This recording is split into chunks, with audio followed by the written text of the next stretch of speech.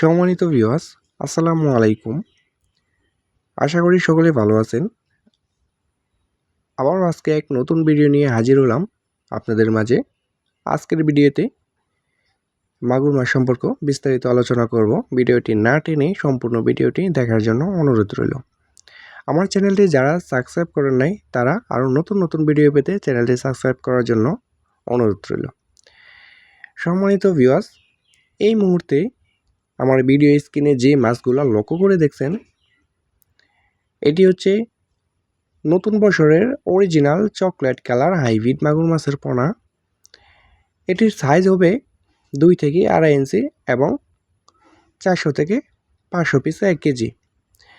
তো যারা এমন সাইজের হাইব্রিড মাগুর মাছের পোনা পুকুরে চাষ করতে চাচ্ছেন তারা অবশ্যই আমাদের স্ক্রিনে দেওয়া নাম্বারে সরাসরি আমাদের সাথে যোগাযোগ করতে পারেন।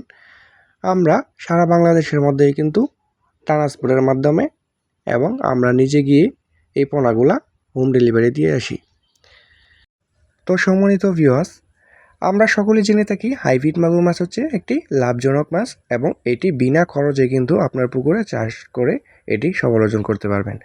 যেমন এটি আপনার কোনো ফিড ছাড়াই এবং কোনো ভাসমান খাদ্য ছাড়াই কিন্তু আপনি এই মাছটিকে মাত্র 3 মাস লালন পালন করেই কিন্তু এটি আপনার বাজার মূল্য করতে পারবেন। যেমন একটার কেজি হবে 1 কেজিরও বেশি 3 মাস পর। এই হাইব্রিড বা বিদেশি জাতের হাইব্রিড মাগুর মাছের পোনাগুলা কিন্তু আপনি প্রতি শতকে 500 পিস করে মজুত করতে পারবেন। সম্মানিত ভিউয়ার্স, এই মাছের রোগবালাই খুবই কম। আপনার আরেকটা বিষয় হচ্ছে আপনি এটিকে যে কোনো ময়লা আবর্জনা এবং পরিত্যক্ত পুকুরেও কিন্তু এটি চাষ করে সফল করতে পারবেন। যেমন দেখা গেছে এটি আপনি যে কোনো ময়লা আবর্জনা, পানির রং ভালো না, পানির রং খারাপ, আপনি এটি এইরকম ধরনের পুকুরে কিন্তু চাষ করে কিন্তু এটি সফল করতে পারবেন এবং একটি পোনাও মারা যাবে না।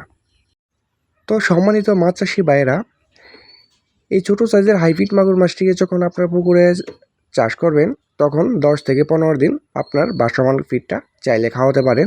তারপর থেকে আপনার মরা মুরগির লিটার এবং গরুর লিটার এবং যাদের ফার্ম রয়েছে, যে কোনো গরুর ফার্ম, মুরগির ফার্ম, হাঁসের ফার্ম, তাদের জন্য কিন্তু এটি বেস্ট।